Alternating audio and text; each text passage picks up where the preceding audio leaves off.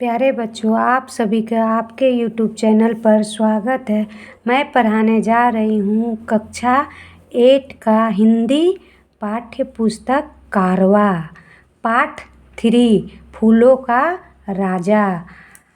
हजारों साल पहले की बात है जब संसार के सभी फूल का रंग सफ़ेद होता था। 1000 साल पहले की बात है जब फूलों का रंग सभी का सफ़ेद होता था। अपने चारों ओर सफ़ेद फूलों को देखकर ब्रह्मा जी ने सोचा कि क्यों न सुंदर सुंदर रंगों वाले फूल बनाऊं। ब्रह्मा जी ने क्या सोचा कि सुंदर सुंदर रंगे वालों फूल बनाऊंगा और अपने चारों ओर की प्रकृति छटा को अनूठा रूप दूंगा। अनूठा मतलब बहुत सुंदर अनोखा रूप दूंगा। इस विचार के आते ही वह रंग रूप सोचने लगे। इस विचार के आते ही वह रंग रूप सोच रहे थे कि मैं कैसे रूप दूंगा। उन्होंने इस विषय पर पूरा विचार किया। पर्याप्त मतलब क्या होता है? पूरा विचार किया। एक दिन उन्होंने फूलों की एक सभा बुलाई। सभा मतलब मीटिंग बुलाई। इस सभा में फूलों के अतिरिक्त घास पत्तियों ने भी भाग लिया। फूल तो आए ही थे, लेकिन पत्ती घास भूस जो होते हैं सभी वहाँ पर आए। कश्मीर की हसीन वादियों में दूर दूर तक फैली केसर की क्यारियों में सभा प्रारंभ हुई। ये सभा कहाँ प्रारंभ हुई? कश्मीर की वादियों में। ब्रह्मा जी ने वहाँ सबको स्नेहमयी दृष्टि से देखा। स्नेहमयी दृष्टि का मतलब होता है प्यार से देखना। सभी फूल और घास पत्तियाँ ब्रह्मा जी की बातें सुनने के लिए शांत होकर बैठ गए। सभी फूल पत्तियाँ जितने भी थे सभी शांत बैठ गए कि ब्रह्मा जी क्या कहना चाह रहे हैं। ब्रह्मा जी ने फूलों को संबोधित करते हुए कहा, मेरे प्रिय पुष्पों, तुम सभी को केवल सफ़ेद रंग में देखता हूँ तो मुझे पहचानने में बड़ी कठिनाई होती है। उसने सबको बताया कि मैं तुम्हें एक ही रंग में देखता हूँ तो पहचानने में मुझे बहुत दिक्कत होती है। गेंदा बोला, हाँ प्रभु, हमें भी बहुत परेशानी होती है। गेंदा फूल जो है उसने भी कहा कि मुझे भी परेशानी होती है।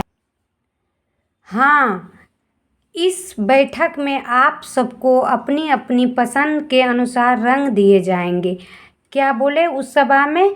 कि सभी को अपना अपना रंग के फूल दिए जाएंगे। ऐसे करने से सबकी अलग अलग पहचान हो जाएगी। सबकी क्या हो जाएगी? अलग अलग एक पदवी या पहचान मिल जाएगी।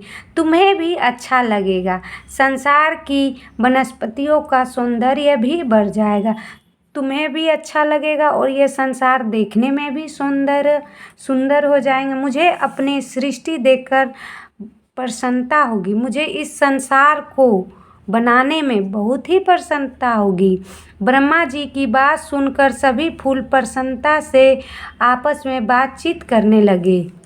उन्होंने कहा, भगवान, सबसे पहले आपके आसन का रंग बदलना चाहिए। सभी ने क्या कहा कि आपके आसन जो आप बैठे हुए हैं, किस फूल पर बैठते हैं ब्रह्मा जी?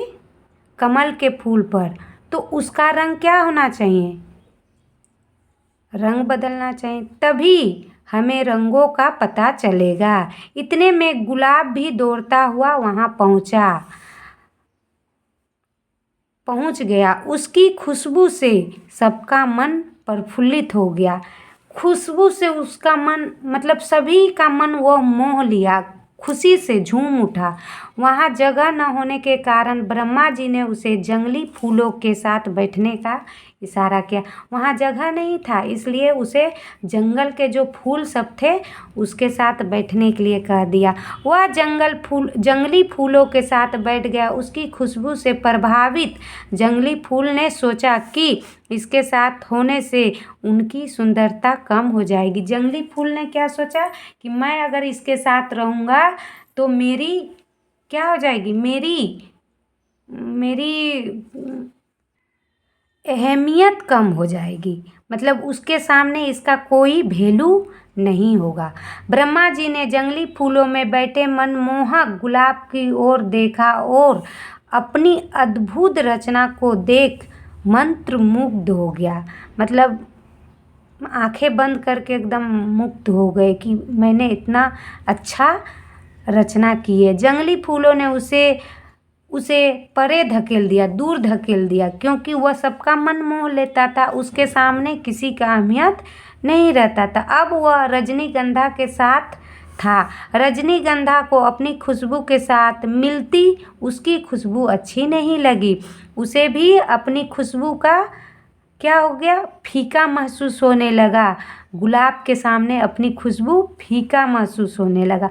ब्रह्मा जी वहाँ उपस्थित सब फूलों की समस्या समझ गए। उन्होंने एक तरकीब सोची जिससे अपनी इच्छा से गुलाब को और सुंदर बना दे सके, और भी गुलाब को क्या कर सके, सुंदर बना दे सके। गुलाब जिधर भी जाता उसकी खुशबू से सब मोहित होता। गुलाब जिधर भी जाता था सब उसके खुशबू से मोहित हो जाता था, मोह लिया जाता था। लेकिन फिर भी कोई उसे अपने पास जगह नहीं दे रहा था, क्योंकि उसका सुंदरता कम हो जाती। आगे वाले के सामने ये दूसरा का महत्व कम हो जाता। ब्रह्मा जी यह सब देख रहे थे। ब्रह्मा जी क्या कर रहे थे, ये सब देख रहे थे।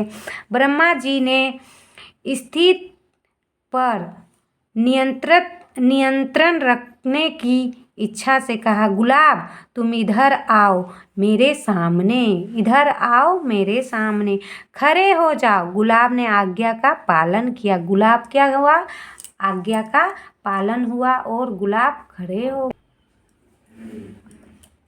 मैं इसमें रंग भरूंगा, आप में से जिसको जो अच्छा लगे वह अपने लिए चुन ले।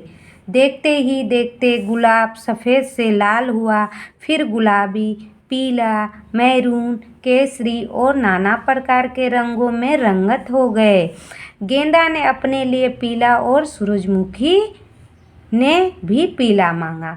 गेंदा ने भी पीला मांगा और सूरजमुखी फूल जो था उसने भी अपने लिए पीला ही मांगा रंग।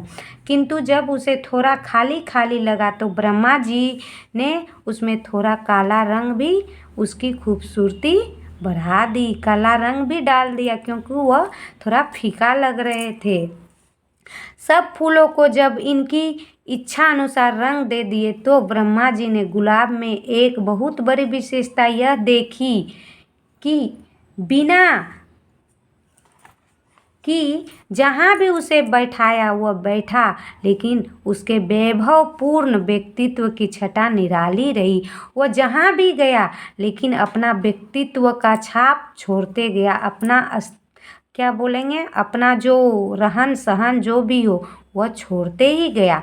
हर रंग में खूबसूरत लगता रहा और उसकी गंध का कोई सानी नहीं था, उसका गंध का कोई बराबरी नहीं कर पा रहा था। ब्रह्मा जी ने कहा, अब आप अपनी राजा भी चुन ले। सब ने सर्वसम्मति, सभी के सम्मति से, सभी की सलाह से गुलाब की ओर देखा।